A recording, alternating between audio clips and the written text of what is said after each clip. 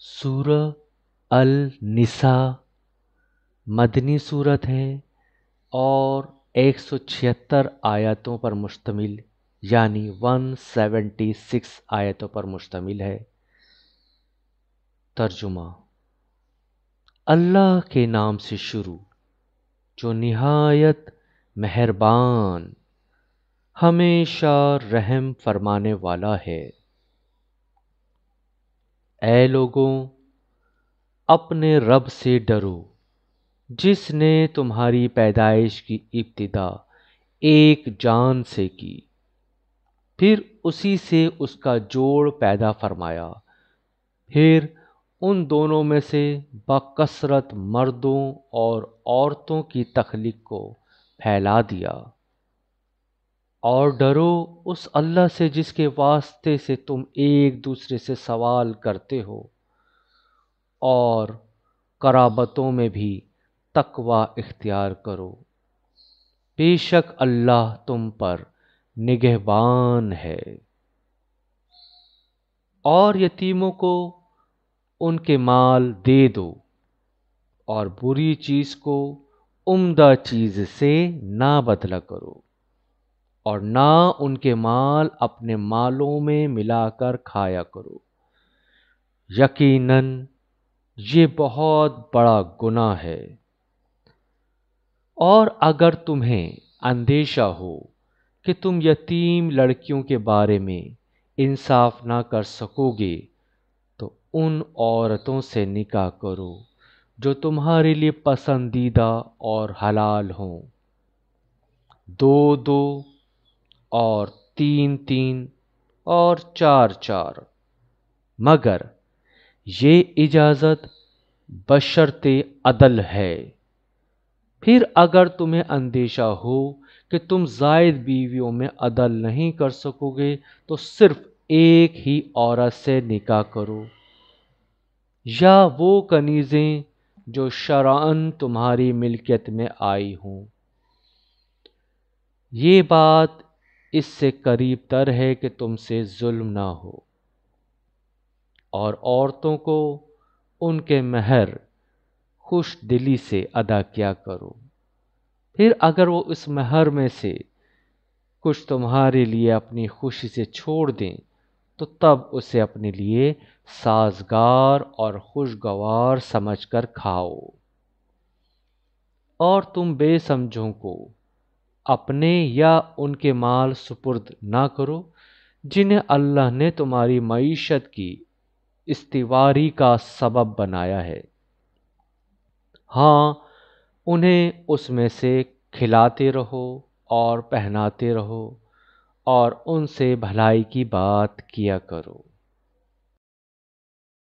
اور یتیموں کی تربیتاً جانچ اور آزمائش کرتے رہو یہاں تک کہ نکاح کی عمر کو پہنچ جائیں، پھر اگر تم ان میں ہوشیاری اور حسن تدبیر دیکھ لو تو ان کے مال ان کے حوالے کر دو، اور ان کے مال فضول خرچی اور جلد بازی میں اس اندیشے سے نہ کھا ڈالو کہ وہ بڑے ہو کر واپس لے جائیں گے۔ اور جو کوئی خوشحال ہو وہ مالی یتیم سے بالکل بچا رہے، اور جو خود نادار ہو اسے صرف مناسب حد تک کھانا چاہیے۔ اور جب تم ان کے مال ان کے سپرد کرنے لگو تو ان پر گواہ بنا لیا کرو، اور حساب لینے والا اللہ ہی کافی ہے۔ مردوں کے لیے اس مال میں سے حصہ ہے جو ماں باپ اور قریبی رشتہ داروں نے چھوڑا ہو، اور عورتوں کے لیے بھی ماں باپ اور قریبی رشتہ داروں کے ترکے میں سے حصہ ہے۔ وہ ترکہ تھوڑا ہو یا زیادہ اللہ کا مقرر کردہ حصہ ہے۔ اور اگر تقسیم وراثت کے موقع پر غیر وارث رشتہ دار اور یتیم اور محتاج موجود ہوں تو اس میں سے کچھ انہیں بھی دے دو، اور ان سے نیک بات کہو۔ اور یتیموں سے معاملہ کرنے والے لوگوں کو ڈرنا چاہیے کہ اگر وہ اپنے پیچھے ناتواں بچے چھوڑ جاتے تو مرتے وقت ان بچوں کے حال پر کتنے خوف زدہ اور فکر مند ہوتے۔ سو انہیں یتیموں کے بارے میں اللہ سے ڈرتے رہنا چاہیے اور ان سے سیدھی بات کہنی چاہیے۔ بے شک جو لوگ یتیموں کے مال ناحق طریقے سے کھاتے ہیں وہ اپنے پیٹوں میں نری آگ بھرتے ہیں اور وہ جلد ہی دہکتی ہوئی آگ میں جا گریں گے۔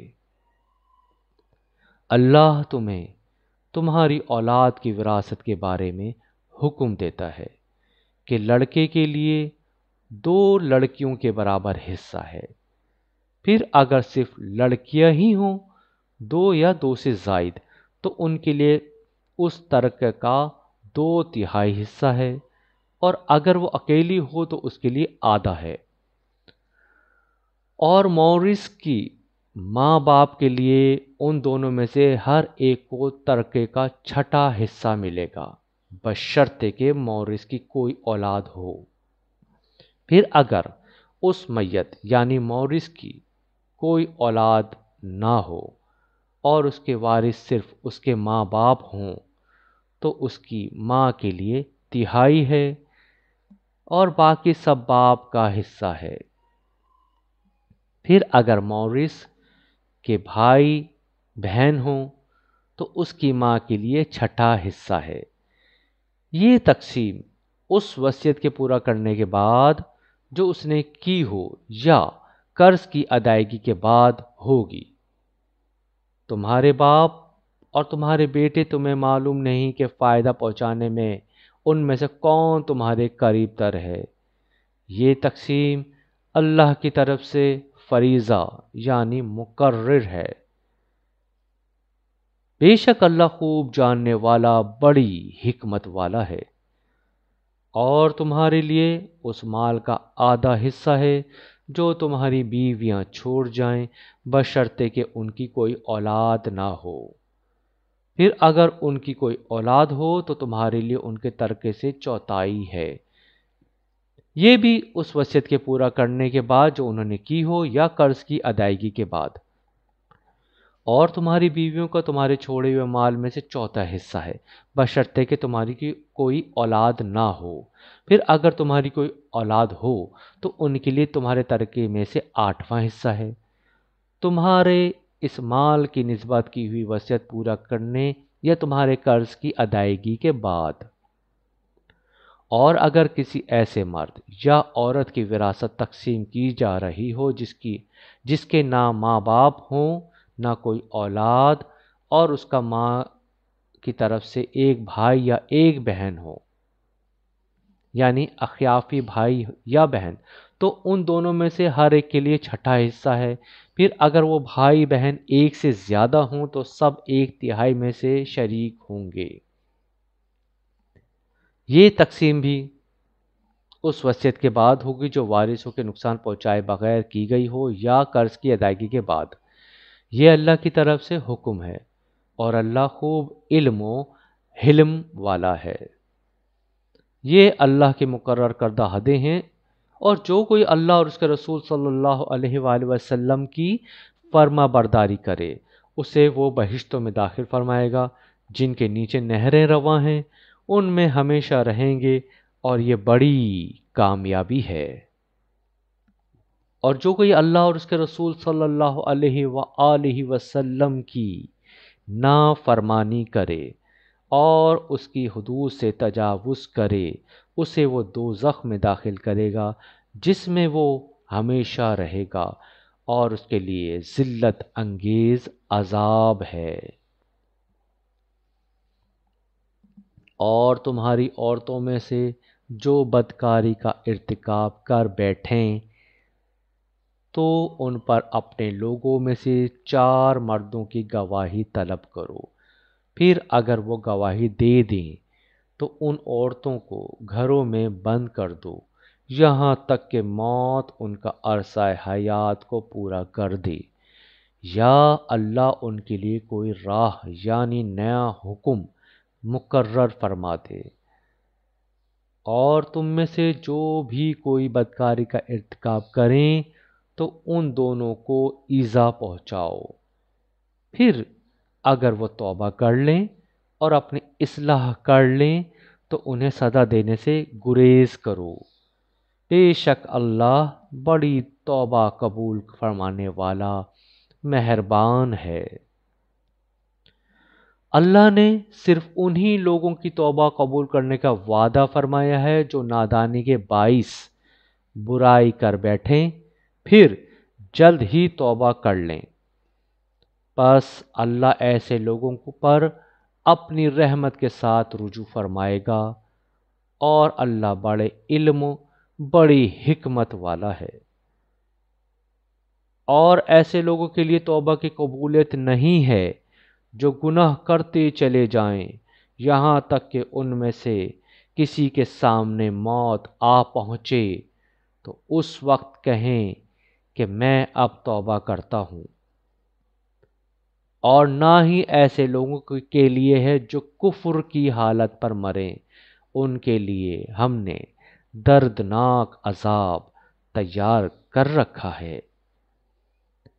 اے ایمان والو، تمہارے لیے حلال نہیں کہ تم زبردستی عورتوں کے وارث بن جاؤ، اور انہیں اس غرض سے نہ روک رکھو کہ جو مال تم نے انہیں دیا تھا اس میں سے کچھ واپس لے جاؤ، سوائے اس کے کہ وہ کھلی بدکاری کی مرتکب ہوں، اور ان کے ساتھ اچھے طریقے سے برتاؤ کرو۔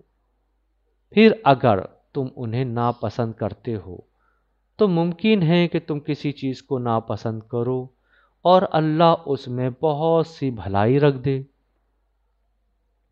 اور اگر تم ایک بیوی کے بدلے دوسری بیوی بدلنا چاہو اور تم اسے ڈھیروں مال دے چکے ہو تب بھی اس میں سے کچھ واپس مت لو۔ کیا تم ناحق الزام اور صریحی گناہ کے ذریعے وہ مال واپس لینا چاہتے ہو؟ اور تم اسے کیسے واپس لے سکتے ہو حالانکہ تم ایک دوسرے سے پہلو با پہلو مل چکے ہو اور وہ تم سے پختہ عہد بھی لے چکی ہے؟ اور ان عورتوں سے نکاح نہ کرو جن سے تمہارے باپ دادا نکاح کر چکے ہوں، مگر جو اس حکم سے پہلے گزر چکا وہ معاف ہے۔ بے شک یہ بڑی بے حیائی اور غضب کا باعث ہے اور بہت بری روش ہے۔